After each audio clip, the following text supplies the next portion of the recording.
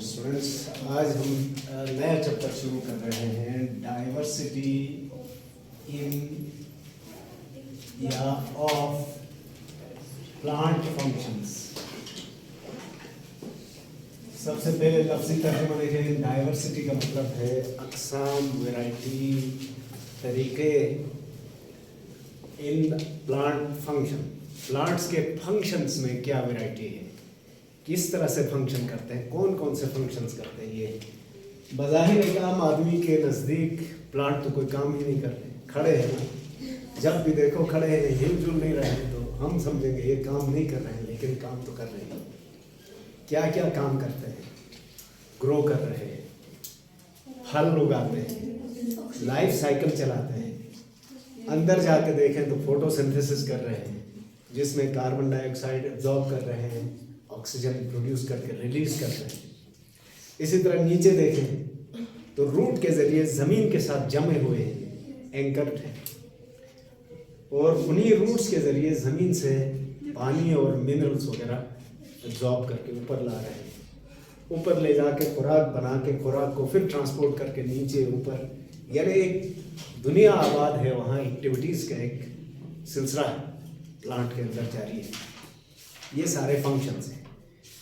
अब इससे पहले वाले चैप्टर में हमने प्लांट्स की अक़साम का जिक्र किया था। अब यहाँ इनके मुख्तलिफ कामों की अक़साम का जिक्र करेंगे। तो इनमें सबसे पहले जो डिस्कशन है वो है न्यूट्रिशन। इस लफ्ज़ को अच्छी तरह से आपने जहन में रखना है। हालांकि मैंने पहले वाले डिस्कशंस में बताया है न्यूट्रिशन का क्या मतलब था।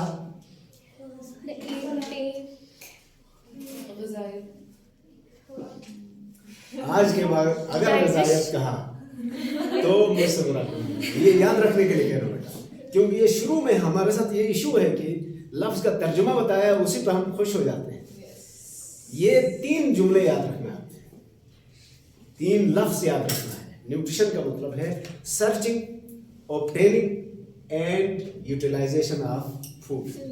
खुराक की तलाश, खुराक का हुसूल और खुराक का इस्तेमाल, ये सब मिलकर न्यूट्रिशन कहलाता है। सर्चिंग पहला स्टेप है, तलाश करोगे तो मिलेगा, मिल गया तो फिर इस्तेमाल करोगे। तो न्यूट्रिशन का क्या मतलब हुआ? Searching, obtaining and utilization of food. ये मसला तो हल हो गया। न्यूट्रिशन का मतलब क्या है?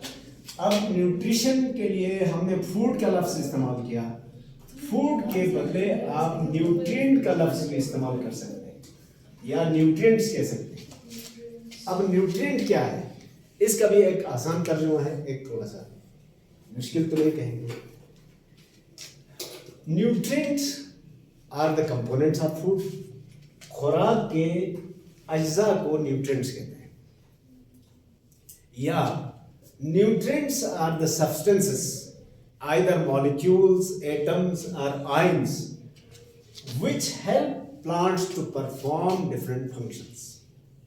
Nutrients खुराक में शामिल वो छोटे बड़े कम ज़्यादा मुख्तलिफ साइज और शेप वाले मॉलिक्यूल्स या सब्सटेंसेस हैं जो पौधे के मुख्तलिफ काम, मुख्तलिफ अफ़आल सर अंजाम देने में मदद करते हैं। पौधे के अफ़आल क्या हैं? ग्रोथ मैंने बताया, रिप्रोडक्शन मैंने बताया, ये सारा यानी प्लांट के वजूद को कायम रखने के लिए जिन जिन मटेरियल्स की ज़रूरत है उनको न्यूट्रिएंट्स कहा जाता है। यहाँ पर हम न्यूट्रिएंट्स को 2 तरह से डिस्कस करेंगे। एक न्यूट्रिएंट का आसान तर्जुमा है बायो एलिमेंट्स। ये तो बहुत नीचे वाला लेवल हो गया ना, एलिमेंट्स है, ये सारे जानदारों के अंदर पाए जाते हैं या उनकी ज़रूरत है। ये कितने थे? 16। और इनमें से हम 6 को मेजर बायो एलिमेंट्स कहते थे और 10 को माइनर बायो एलिमेंट्स कहते थे। लेकिन पौधे ये बायो एलिमेंट्स को डायरेक्ट या प्योर फॉर्म में अक्सर हासिल नहीं करते, बल्कि वो मॉलिक्यूलर फॉर्म में हासिल करते हैं। कुछ को प्योर फॉर्म में, कुछ को एलिमेंटल फॉर्म में, कुछ को आयन की शक्ल में, कुछ को मॉलिक्यूल की शक्ल में। इसलिए अब इन न्यूट्रिएंट्स को हम 2 ग्रुपों में तकसीम करेंगे। एक वो है जिनकी जरूरत पौधों को ज्यादा है, उनको मैक्रो न्यूट्रिएंट्स कहा जाता है, मैक्रो न्यूट्रिएंट्स। और कुछ है जिनको कहा जाता है माइक्रो न्यूट्रिएंट्स। यहां पर साइज छोटा बड़ा का इशू नहीं है, क्वांटिटी का इशू है। जो ज्यादा मिकदार में पौधे को चाहिए वो मैक्रो न्यूट्रिएंट है, जो कम मिकदार में चाहिए उनको माइक्रो कहेंगे। ठीक हो गया। मैं दोबारा बताता हूँ, अब वापस आ जाए। पौधे हमने कहा बहुत सारे काम करते हैं। किसी ने पूछा मसलन, तो हमने कहा न्यूट्रिशन करते हैं। अब न्यूट्रिशन का क्या मतलब है? Searching, obtaining and utilization of food. और ये फूड क्या है? तो हमने कहा contents are components of food are called nutrients. और न्यूट्रिएंट्स कौन से हैं? जो पौधे की तमाम जरूरियात पूरी करते हैं। पौधे की एनर्जी की ज़रूरियात, पौधे की ग्रोथ की ज़रूरियात, पौधे की रिप्रोडक्शन की ज़रूरियात, पौधे की होम्योस्टेसिस की ज़रूरियात, जो भी पौधे के एक्टिविटीज़ हैं उनमें इस्तेमाल होने वाले मटेरियल्स को न्यूट्रिएंट्स कहा जाता है। और मैंने कहा कुछ न्यूट्रिएंट्स ज़्यादा क्वांटिटी में चाहिए उनको हम मैक्रो न्यूट्रिएंट्स कहते हैं, कुछ कम मिकदार में चाहिए उनको माइक्रो कहते हैं। लेकिन इस बहस को थोड़ी देर के लिए यहाँ रख कर हम एक और पॉइंट ऑफ व्यू देखते हैं। न्यूट्रिशन अगर आपको याद हो तो ये लाइफ की कंडीशंस में से एक है, शराइत में से एक है। लेकिन न्यूट्रिशन का स्टाइल सारे लिविंग थिंग्स का एक जैसा नहीं है। और हम कह सकते हैं कि न्यूट्रिशन के स्टाइल के लिहाज से लिविंग थिंग्स की दो अकसाम हैं। एक वो है जिनको हम ऑटोट्रॉफ्स कहते हैं, और दूसरे वो हैं जिनको हम हेटेरोट्रॉफ्स कहते हैं। जरा तवज्जो से सुनना बेटा, ये बहुत जरूरी है, ये बुनियाद है हमारे इस पूरे चैप्टर की गुफ्तगू की। देखें जानदार कौन से मॉलिक्यूल से बने हैं, ऑर्गेनिक या इनऑर्गेनिक? ऑर्गेनिक मॉलिक्यूल से। ज्यादातर ऑर्गेनिक मॉलिक्यूल है, बहुत थोड़े इनऑर्गेनिक है। अब इन्वायरमेंट में ये मॉलिक्यूल किस हालत में है? इनऑर्गेनिक हालत में।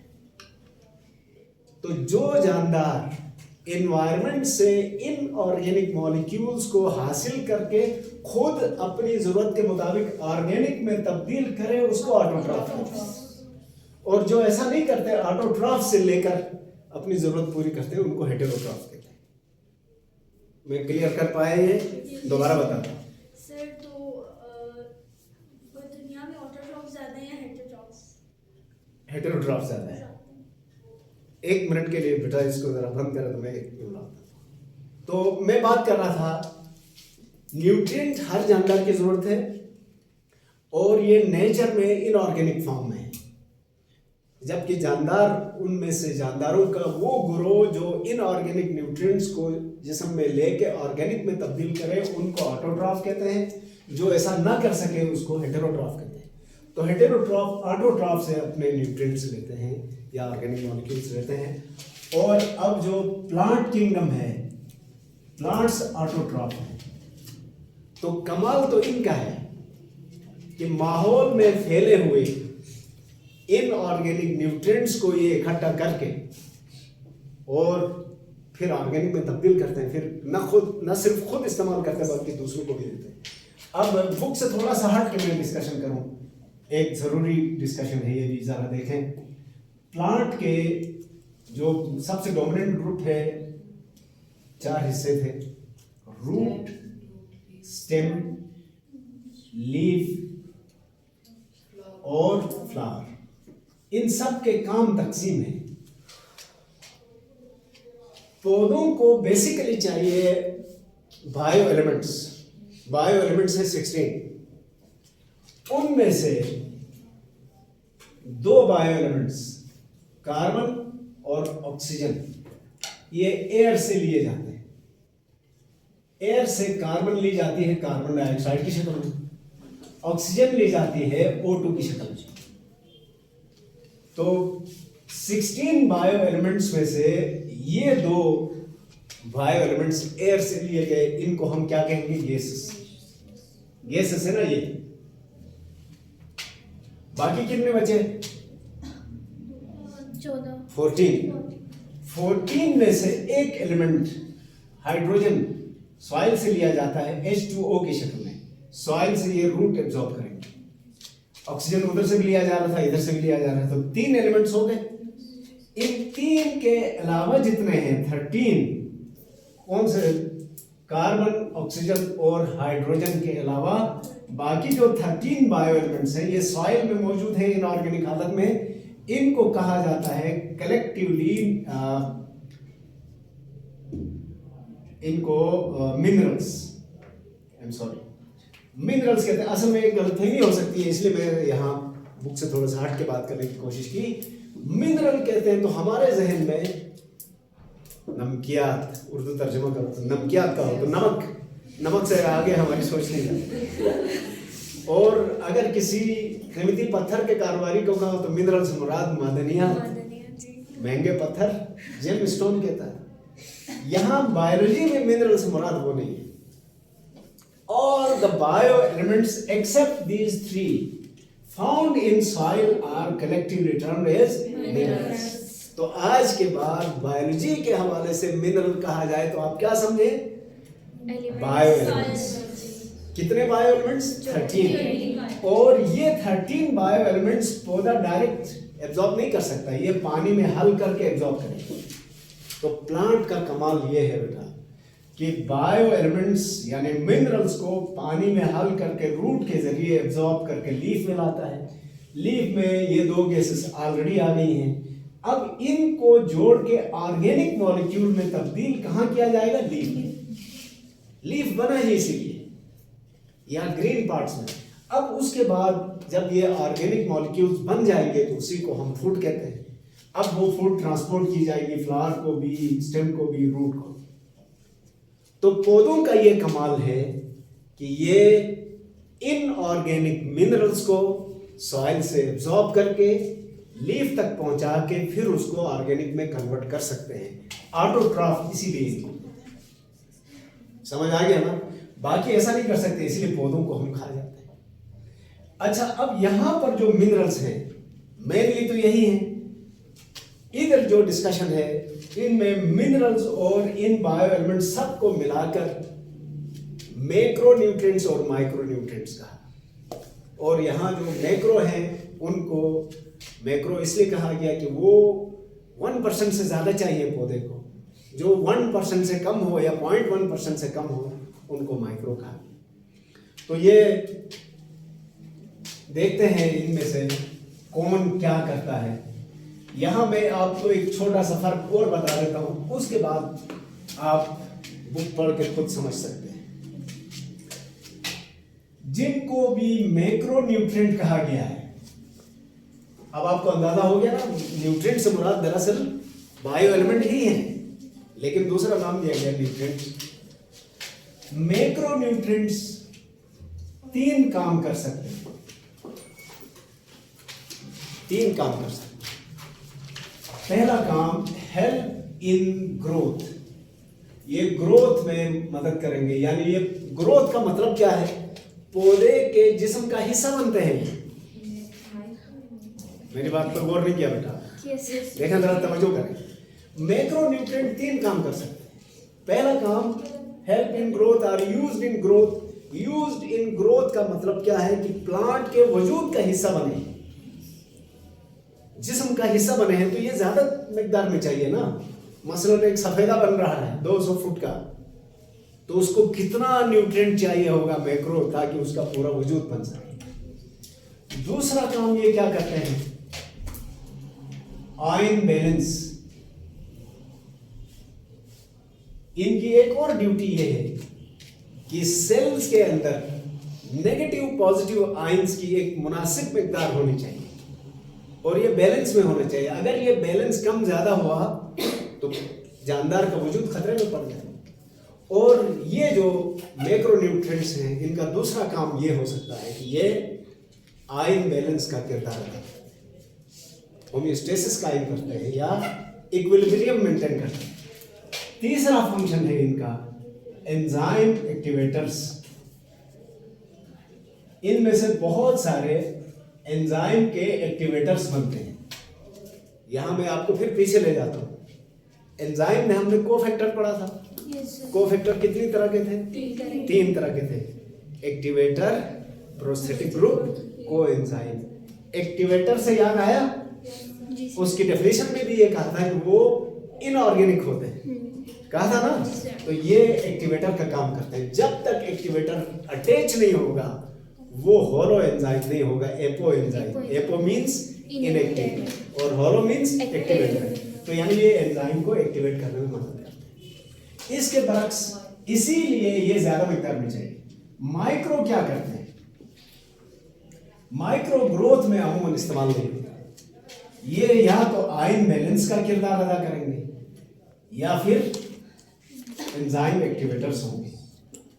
तो इनकी मिकदार इसलिए कम चाहिए। अब आपके सामने मैंने एक नक्शा रखा है और उसके हिसाब से आप मेरे सवाल का जवाब दें कि मैक्रो न्यूट्रिएंट ज्यादा क्यों चाहिए? क्योंकि वो ग्रोथ में भी इस्तेमाल हो रहे हैं, आयन बैलेंस में भी, एंजाइम एक्टिवेटर में। ये कम क्यों चाहिए? क्योंकि आयन बैलेंस और एंजाइम को एक्टिवेट करने के लिए बल्क नहीं चाहिए। अच्छा, अब इनमें से मैक्रो की कमी बेशी हो जाए तो प्लांट के ऊपर असरात मुरतब होंगे। इनकी कमी बेशी से भी प्लांट पर असरात मुरतब होंगे। बुक में चार्ट या टेबल की शक्ल में दिया गया है, आप पढ़ ले। मैं थोड़ा सा आपको सरसरी तौर पर बताता हूँ। पहले मैक्रो न्यूट्रिएंट्स में कार्बन है, इशारतन हमने बताया कार्बन प्लांट्स बराह रास्त प्योर कार्बन की शक्ल में नहीं कुछ हुआ है, अच्छा, बल्कि ये प्लांट्स कार्बन डाइऑक्साइड की शक्ल में हासिल करते हैं और कार्बन डाइऑक्साइड की शक्ल में हासिल करके इस कार्बन को क्या करते हैं? ऑर्गेनिक मॉलिक्यूल्स का हिस्सा बनाते हैं। आप थोड़ा सा याद करें, रिकॉल करें तो आपको याद आएगा। ऑर्गेनिक मॉलिक्यूल जितने भी हैं उसमें कार्बन है कि नहीं? Carbohydrate, protein, lipid, nucleic acid, vitamin, सब में कार्बन है और उन्हीं से तो प्लांट का वजूद बनता है या किसी भी जानदार का वजूद बनता है। तो कार्बन होगा तो ऑर्गेनिक मॉलिक्यूल होंगे, ऑर्गेनिक मॉलिक्यूल होंगे तो पौधे का या किसी भी जानदार का वजूद बनेगा, अदरवाइज नहीं बन सकता। इसलिए ये बल्क में चाहिए। ये तकरीबन 45% के करीब है, ये एग्जैक्ट फिगर रहा है। दूसरी चीज है ऑक्सीजन, और ऑक्सीजन को 3 हालतों में हासिल किया जाता है। प्लांट के पास 3 तरह से आता है। एक तो कार्बन डाइऑक्साइड की शक्ल में, दूसरा एक खालिश हालत में प्योर, तीसरा वाटर की शक्ल में। इस ऑक्सीजन को फिर प्लांट क्या करता है? It is also essential component of all organic molecules. सारे ऑर्गेनिक मॉलिक्यूल में ये भी है। तो इसका मतलब है ऑक्सीजन की कमी हुई तो एक तो सेलुलर रेस्पिरेशन नहीं हो सकेगी, दूसरा ऑर्गेनिक मॉलिक्यूल नहीं बनेंगे, तो पौधे का वजूद ही नहीं बनेगा। तीसरी चीज जो रखी गई है वो हाइड्रोजन है। हाइड्रोजन भी सारे ऑर्गेनिक मॉलिक्यूल का हिस्सा है कि नहीं? बल्कि ऑर्गेनिक मॉलिक्यूल कहते ही उसको कहते हैं जिसमें कार्बन और हाइड्रोजन दोनों हो। तो ये तीनों लाजिमन ऑल ऑर्गेनिक मॉलिक्यूल का हिस्सा है। इनके बगैर ऑर्गेनिक मॉलिक्यूल नहीं हो सकते हैं। और हाइड्रोजन को प्लांट्स H2O की शक्ल में सॉइल से हासिल करता है। और इन तीनों की डेफिशिएंसी से पौधों में मुख्तलिफ बीमारियां, ग्रोथ रिटार्डेड हो जाएगी, वो बैलेंस कायम नहीं कर पाएंगे, एंजाइम एक्टिवेट नहीं हो सकेंगे, मेटाबॉलिज्म स्लो हो जाएगी, तो सब कुछ खत्म हो। इसके अलावा तीसरा जो चौथा है वो है नाइट्रोजन। जी बेटा। सर यहाँ पे विल्टिंग लिखा है, इसका क्या मतलब है? जी, विल्टिंग, मुरझा जाना, पौधे का मुरझा जाना। मुरझा जाने की सबसे बड़ी वजह पानी का कम होना है। पानी नहीं होगा तो विल्ट हो जाएगा, तो हाइड्रोजन उसी का हिस्सा है। अच्छा, इसके बाद है नाइट्रोजन। अगरचे ये हवा में प्योर फॉर्म में मौजूद है, लेकिन पौधे नाइट्रोजन को तब हासिल कर सकते हैं जब ये NH4 अमोनियम या NO3, असल में ये NO3 की शक्ल में ये सॉइल में होगी, तब पौधा इस्तेमाल करेगा। और दिस नाइट्रोजन प्रोवाइड्स, बल्कि NO3 provides nitrogen for nucleic acids and proteins. इसका मतलब ये हुआ कि ये नाइट्रोजन के बगैर पौधे में ना प्रोटीन बन सकते हैं ना न्यूक्लिक एसिड बन सकते हैं। और ये दोनों कितने अहम मॉलिक्यूल्स हैं आप बेहतर जानते हैं। तो ये नहीं हुए तो फिर इसी तरह ये नाइट्रोजन क्लोरोफिल का हिस्सा भी है। अगर नाइट्रोजन की डेफिशिएंसी हुई तो एक बीमारी हो जाएगी पौधों में। सबसे पहले जो होगी वो क्लोरोसिस है। प्लांट के लीफ येलो होना शुरू हो जाएंगे, किनारों से सूखना शुरू हो जाएंगे, क्लोरोसिस है। इसके बाद पोटाशियम है। पोटाशियम आयन की शक्ल में दस्तयाब है, सॉइल से हासिल किया जाता है। It is responsible in specially in plants for opening and closing of stomata. इसी चैप्टर में हम पढ़ेंगे स्टोमेटा के बारे में। आपने सुन रखा है कि दिन को खुलते हैं, रात को बंद हो जाते हैं। इनको खोलने और बंद करने की जिम्मेदारी पोटाशियम की। और पोटाशियम नहीं होगा तो स्टोमेटा ओपन क्लोज नहीं होंगे, तो न ट्रांसपायरेशन होगी, न फोटोसिंथेसिस होगा, न रेस्पिरेशन होगी, पौधा तो मर जाएगा। इसकी डेफिशिएंसी से भी